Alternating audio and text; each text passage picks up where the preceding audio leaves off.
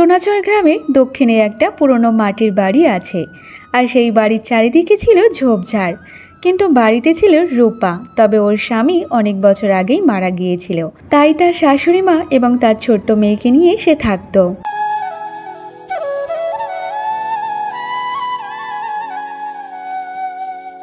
মা, আজকে দুপুরে আমরা ভাত খেতে পারবো মা? জানি মা, আমাদের অভাবের সংসার, তবে কি করি বলতো, একটু কষ্ট করতে হবে। তবে আজকে কোনো না কোনো কারণ ভাবে রান্না করব অবশ্যই, তুই চিন্তা করিস না মা। মা, আমরা তো তেমন ভালোভাবে খেতে পারি না, আমার যে খুব জোরে খিদে পেয়েছে, তাই তো আমি তোমাকে জিজ্ঞাসা করলাম মা। তুমি তো জানো মা, আমরা তেমনভাবে খেতে পারি না, একবেলা আধ পেটা খেয়ে থাকি মা, ওই খেয়ে যে খিদে মেটে না মা।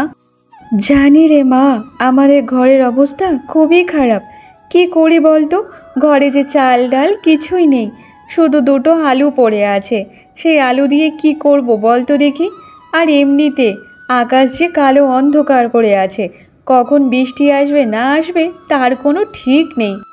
মা, তাহলে আজকে আমরা না খেয়েই থাকবো?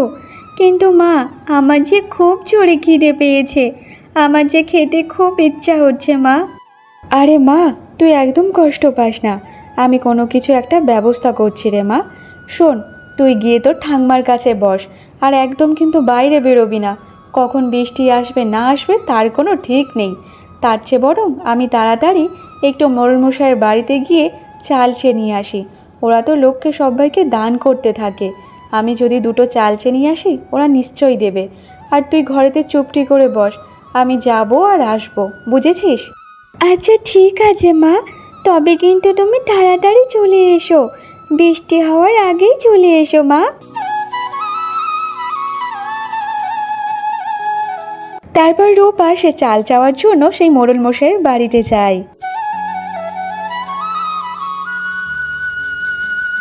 বলছিলাম মালকিন, আমাকে দুটো চাল দিন না, আপনারা তো সবাইকে সাহায্য করেন, তাহলে আমাকে দুটো চাল দিয়ে সাহায্য করুন না। আমার মেয়ের যে খুব জোরে খিদে পেয়েছে, সে খিদের জ্বালায় খুব ছটফট করছে, তেমন ভালোভাবে তো আমরা খেতে পারি না, দিন না মালকিন, তাহলে খুব উপকার হয় আমাদের। আচ্ছা ঠিক আছে, তুমি এখানে দাঁড়াও, আমি এক্ষুনি চালটা নিয়ে আসছি। এই নাও রূপা চাল, আর চালের সাথে দুটো ডিম দিয়ে দিলাম, ঠিক আছে? এই দুটো ডিম রান্না করে তোমরা খেও। আচ্ছা ঠিক আছে মালকিন, আপনাকে অনেক অনেক ধন্যবাদ, আজকের আমার মেয়েটাকে একটু ভালোভাবে খাওয়াতে পারবো, তবু আপনার জন্য। আচ্ছা ঠিক আছে মালকিন, তাহলে এখন আমি আসি গো, আবার যে আকাশের অবস্থা খুব খারাপ, কখন যে বৃষ্টি নামবে তার কোনো ঠিক নেই। হ্যাঁ হ্যাঁ রূপা, তুমি তাড়াতাড়ি সাবধানে যাও, তোমার বাড়িতে আবার শাশুড়ি আবার ছোট্ট মেয়ে আছে, যাও, কখন যে বৃষ্টি আসবে তার আগে ভালোই ভালোই বাড়িতে পৌঁছে যাও। তারপর রূপা সেই চালগুলো নিয়ে খুশি খুশি সে বাড়িতে চলে আসে। রূপা বাড়িতে এসে সে রান্না বান্না করে তারপর সবাইকে খেতে দেয়, তারপর তারা খাওয়া দাওয়া করে শুয়েও পড়ে। আর রাতে খুব প্রচুর পরিমাণে বৃষ্টি হয়।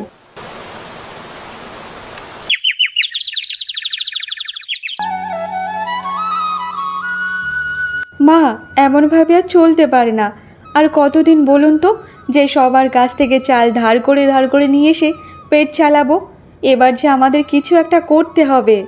কি আর বলি বলো তো বৌমা, আমার চোখের সামনে দিয়ে তো সব কিছুই কেড়ে নিল, তাহলে আমাকে কেন বাঁচিয়ে রেখেছে, আমাকে কেন এখনো পর্যন্ত তুলে নিচ্ছে না বলো তো দেখি। আর তোমাদের দেখলে আমার যে অনেক কষ্ট লাগে। মা, এইসব কথা একদম মুখে আনবেন না তো, আপনি যদি না থাকেন তাহলে আমাদের কি অবস্থা হবে সেটা একবার ভাবতে পারছেন? আপনি আছেন বলেন তো আমরা অনেক সাহস পাচ্ছি। মা, আমি ভাবছিলাম যে আমাদের যে পুরানো জমিটা পড়ে আছে না, সেই জমিতে এবার থেকে চাষবাস করব। আর যা চাষবাস করে সবজি হবে তা বাজারে বিক্রি করে তো আমাদের ভালো মতো একটু সংসারটা চলে যাবে মা।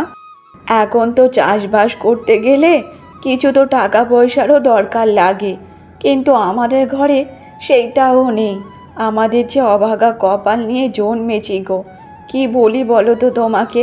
আর এমনিতে তুমি তো কোনোদিন চাষবাস করোনি বৌমা, তাহলে তুমি কি করে করবে বলো তো। মা, ওসব নিয়ে একদম ভাববেন না, আমি একটু আধটু মাঠের কাজ পারি। আর আমি ভাবছিলাম যে মোড়ল মশাইয়ের কাছে গিয়ে কিছু টাকা ধার চেয়ে নিয়ে আসবো। যখন আমাদের ফসল কাটা হবে তা বিক্রি করে যা মুনাফা হবে সেই টাকাটা আমরা শোধ করে দেব। আপনি কি বলেন মা?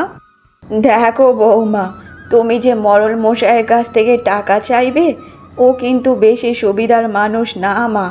ও যদি টাকা হাসি মুখে দেবে, কিন্তু শোধ করার টাইমে যদি তুমি ঠিক টাইমে শোধ না করতে পারো, তাহলে কিন্তু ওর রূপটা আসল রূপ বেরিয়ে পড়ে মা।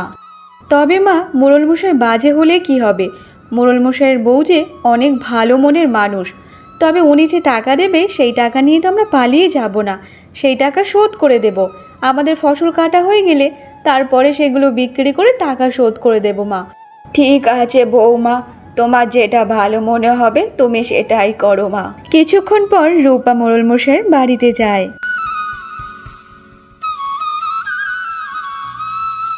বলছিলাম মোড়ল মশাই, আপনার কাছে একটা বড় আর্জি নিয়ে এসেছি।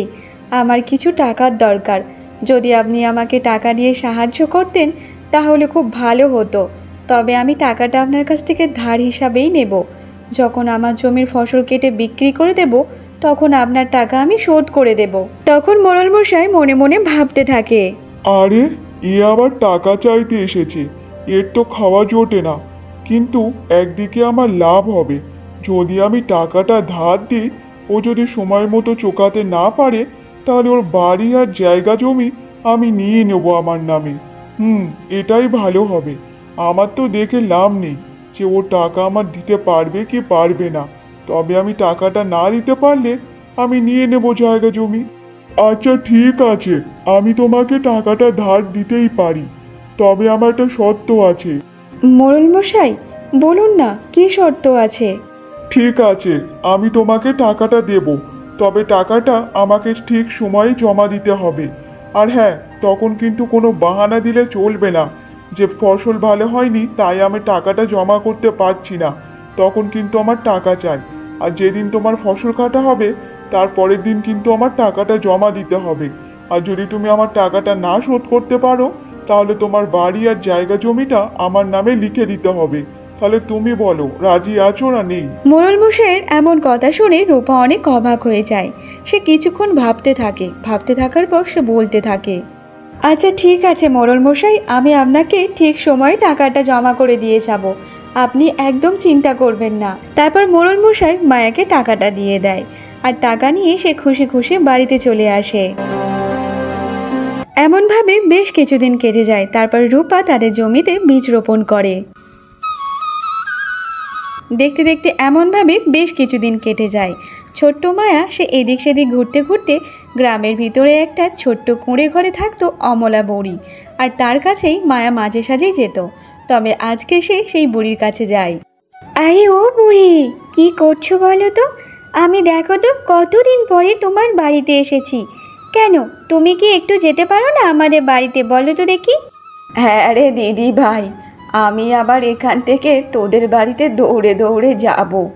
আমার যে কোমর টোমর সব ব্যথা, তার ওপর যদি বেশি হাঁটা চলা করি তাহলে তো আর দেখতে হবে না। তা তুই যখন এসছিস দিদি ভাই, খুব ভালো করেছিস রে মা। আমি এতদিন ধরে ভাবছিলাম যে তুই কেন আসিস না। তা ও বুড়ি, তোমার শরীর কেমন আছে বলো? আমি ভালো আছি রে দিদি। তাহলে একটা কথা বল তো দেখি, সকাল থেকে কিছু খেয়েছিস নাকি খাইনিস এখনো? বল তো দেখি সেটা। না গো বুড়ি, এখনো আমি কিছু খাইনি, তবে বাড়িতে গিয়ে খাবো। আচ্ছা শোন পাকা বুড়ি, একটা কথা বলি, আমি রান্না করেছি, তুই তার থেকে একটু খেয়ে যা মা। দেখ আমার হাতে রান্না খুব সুস্বাদু হয় রে। তোর দাদু যখন আগে খেত তখন তো প্রশংসা করেই খেত, আর আঙুল চেটে চেটে পরিষ্কার করে খেত। শোন, আজকের আমি মাছের ঝোল করেছি, তুই একটু মাছের ঝোল দিয়ে ভাত খেয়ে যা মা। কিন্তু দিদা, আমি এখানে ভালো মন্দ খাবো আর আমার মা দিদা ওখানে আলু ভাতে ভাত খাবে। না না দিদা, আমি খাবো না। তুমি যে কষ্ট করে রান্না করেছো সেটা তুমি খাও দিদা, আমি নয় পরে খাবো। আরে দূর পাগলি, আমি তো অনেক বেশি তরকারি করেছি, আর আমি একা একটা মানুষ, কত খাবো বলতো? আচ্ছা শোন মা, তুই এখানে একটু বসে খেয়ে যা, আর আমি টিফিন বক্সে একটু মাছের ঝোল পাঠিয়ে দেবো তোর মা আর দিদার জন্য, তারা একটু খাবে রে মা। কিন্তু দিদা, তুমি তো অনেক কষ্ট করে রান্না করেছো, তাহলে তুমি আমাদেরকে এত কেন তরকারি দেবে বলো তো দেখি? আরে পাগলি, তোকে এত কিছু ভাবতে হবে না তো, এতটুকু মাথায় কত চিন্তা নিয়ে ঘরে, এত কিছু ভাবতে হবে না, বুঝলি? তারপর মায়া সেই অমলা বুড়ির কাছে ওখানে ভাত তরকারি খায়। তারপরে অমলা বুড়ি তার মা আর দিদার জন্য একটু তরকারি পাঠিয়ে দেয়। দেখতে দেখতে এমনভাবে বেশ কয়েকটা মাস কেটে যায়। জানেন তো মা, আমি এই প্রথম চাষ করলাম মাঠে, আর এবারে মাঠে খুব সুন্দর ফসল ফলেছে মা। জানেন তো, ধান পুরো একদম মাঠ ভর্তি হয়ে গেছে, সবুজে সবুজ। এবার তো পেকে গেছে, আর 1-2 দিনের মধ্যে ফসলগুলো কেটে নেব। আরে বৌমা, তুমি সত্যি বলছো মা? আমাদের জমিতে ফসল এত ভালো হয়েছে, মনে হচ্ছে ওপরওয়ালা আমাদের দিকে এবার মুখ তুলে তাকিয়েছে। এবার মনে হচ্ছে আমরা একটু সুখের মুখ দেখতে পাবো বৌমা। হ্যাঁ মা, ঠিকই বলেছেন। ওই ফসলগুলো বাজারে বিক্রি করে ভালো মুনাফা হবে, আর সেই মুনাফা থেকে মোড়ল মশাইয়ের টাকাটাও শোধ করে দেব। তারপর থেকে দেখবে তেমন একটা ভালো আমাদের সংসারে অনাটন আসবে না মা। জানো তো মা, অনেক দিন হয়ে গেছে আমরা তো ভালো মন্দ খেতেই পাচ্ছি না। সব সময় আলু ভাত খেতে ভালোই লাগে না একটিও। মা, এবার যখন ফসল বিক্রি হবে তারপর কিন্তু তুমি একটু বাড়িতে মাছ আনবে মা। অনেক দিন আগে মাছ খেয়েছি, সেই বুড়ি ঠাম্মার বাড়িতে, তারপর তো আর খাইনি মা। আচ্ছা ঠিক আছে মা, একদম চিন্তা করিস না। একবার ফসলটা ভালো ভালো কাটতে দে, তারপরে বাজারে বিক্রি করে সেই দিনেই তোর জন্য একটু মাছ আনবো, বুঝেছিস? দেখতে দেখতে এমনভাবে বেশ 2 দিন কেটে যায়, আর 2 দিন কেটে যাওয়ার পর থেকে জোরদার খুব বৃষ্টি হয়। আর বৃষ্টির কারণে গ্রামের কেউ বাড়ি থেকে বাইরে বেরোতে পারছিল না। আর এই সময় ছিল সবার ফসল কাটার সময়, কিন্তু কেউ কারো ফসল তেমনভাবে কাটতে পারেনি।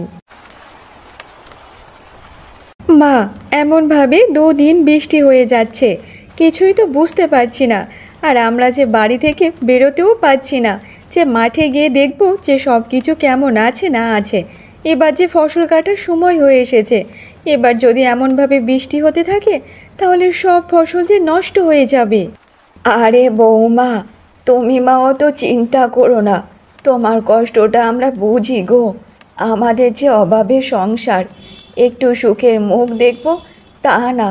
দেখো, এমনভাবে বৃষ্টি চলে এলো যে সব ধান টান কিছুই কাটা হলো না মা। তুমি একদম মন খারাপ করো না, বৃষ্টি থামলেই সঙ্গে সঙ্গে মাঠে গিয়ে দেখতে হবে। কিন্তু মা, বৃষ্টিতে থামার নাম নিচ্ছে না। যদি এমনভাবে চলতে থাকে তাহলে কিভাবে হবে বলুন তো? একবার যদি ফসলগুলো নষ্ট হয়ে যায় তাহলে যে মোড়ল মশাইয়ের টাকা শোধ করতে পারবো না। আর মোড়ল মশাই আমাকে শর্ত দিয়েছে, যদি টাকা শোধ না করতে পারি তাহলে আমার জমি ঘর সব কিছু নিয়ে নেবে। এবার যে আমাদের পথে বসতে হবে মা।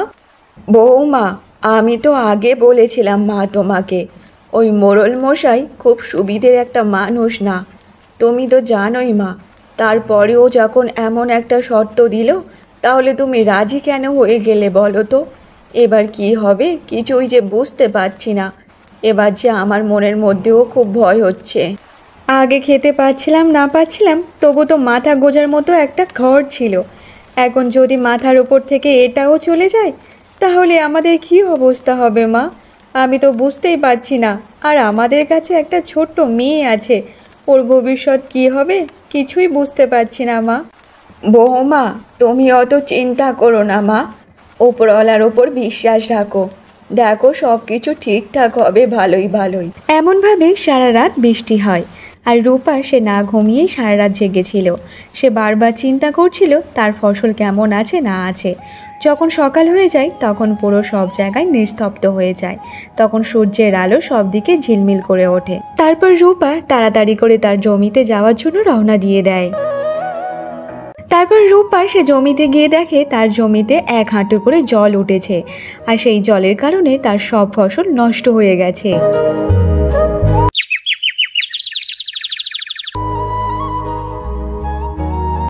মা, এবার যে আমাদের সব কিছু শেষ হয়ে গেছে মা। আমাদের জমির সব ফসল নষ্ট হয়ে গেছে। জমিতে এক হাঁটু করে জল বেঁধে আছে মা। আমাদের যে সব কিছু শেষ হয়ে গেছে। এবার যে মোড়ল মশাই টাকা চাইতে আসবে, আমি জানি না এবার কি হবে না হবে। এবার যে আমাদের সবাইকে রাস্তায় যেতে হবে মা, সব শেষ হয়ে গেছে। আরে বৌমা, এসব তুমি কি বলছো মা?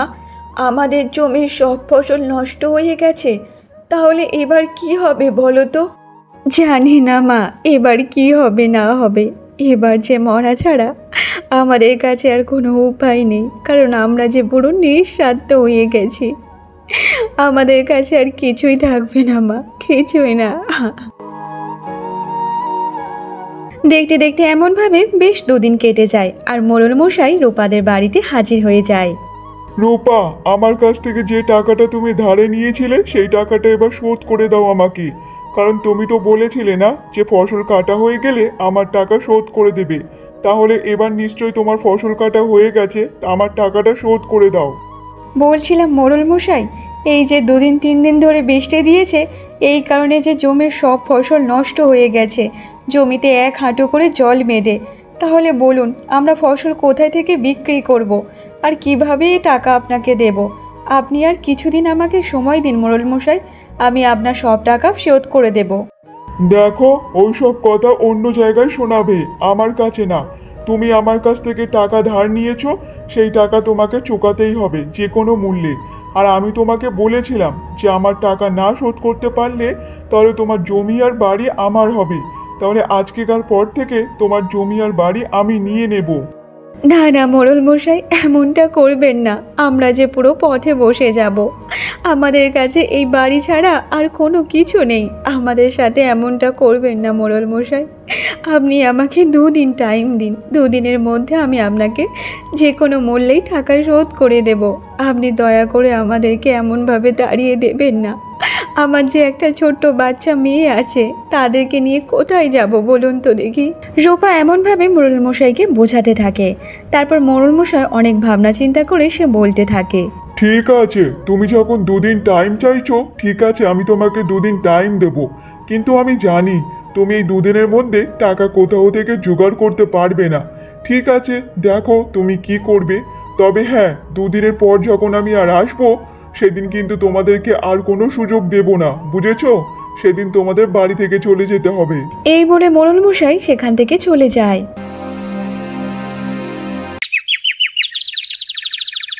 রূপা সারাক্ষণ ভাবতে থাকে যে মোড়ল মশাইয়ের টাকা কিভাবে শোধ করবে, আর মোড়ল মশাইয়ের টাকা শোধ না করতে পারলে তাদেরকে রাস্তায় গিয়ে নামতে হবে।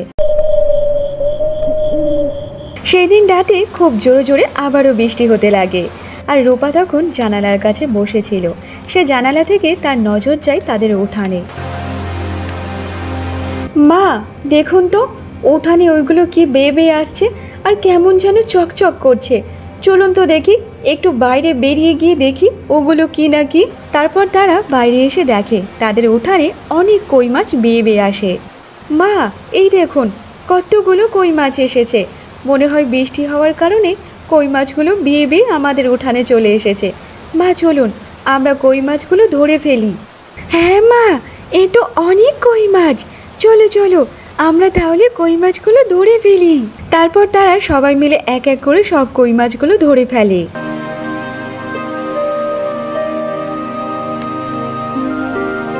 মা, আমি না আগে কখনো এমন দৃশ্য দেখিনি যে কারো বাড়িতে এমনভাবে এতগুলো কই মাছ উঠে আসে। আমি এই প্রথমবার দেখলাম। তবে কই মাছগুলো কিন্তু অনেক কই মাছ হয়েছে। হ্যাঁ মা, আমি না অনেক দিন কই মাছ খাইনি। তবে মা, এই মাছগুলো কি তুমি রান্না করবে? তাহলে আমরা একটু ভালো মজা করে খাবো মা। হ্যাঁ রে মা, তুই একদম চিন্তা করিস না। এর মধ্যে কিছু কই মাছ আমরা রেখে দেব, আর কিছু মাছ কালকের বাজারে গিয়ে বিক্রি করব। এতগুলো মাছ নিয়ে কি করি বলতো? কাল গিয়ে বাজারে বিক্রি করে দিয়ে আসবো, আর যা মুনাফা হবে সেখান থেকে মোড়ল মশাইয়ের টাকাটা শোধ করে দেব। আর আমাদের জন্য কিছু কই মাছ রেখে দেব আমাদের রান্না করার জন্য। এটাই ভালো হবে। কাল তুমি বাজারে গিয়ে এই মাছগুলো বিক্রি করলে ভালো উপার্জন হবে।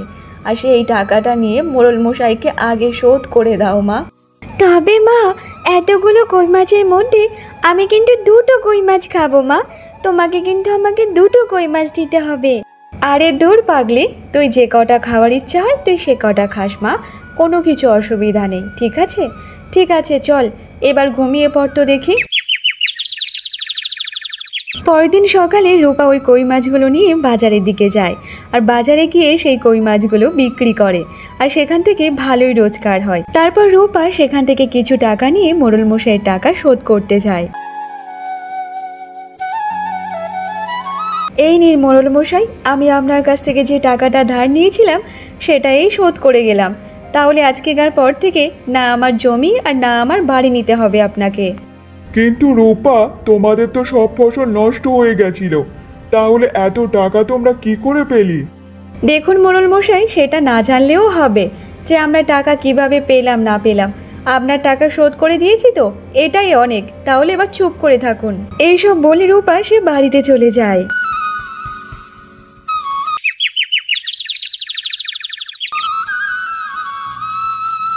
বলছিলাম যে মা, ওই কই মাছগুলো বিক্রি করে অনেক টাকা উপার্জন হয়েছিল। তার মধ্যে তো মোড়ল মশাইয়ের টাকা শোধ করে দিয়েছি, আর কিছু টাকা বেঁচে আছে। ভাবছি ওই টাকা নিয়ে একটা ছোট্ট মতো পুকুর কিনে নেব, আর সেই পুকুরে আমরা বিভিন্ন রকমের মাছ চাষ করব। হ্যাঁ বৌমা, এটা তো ভালোই হবে মা।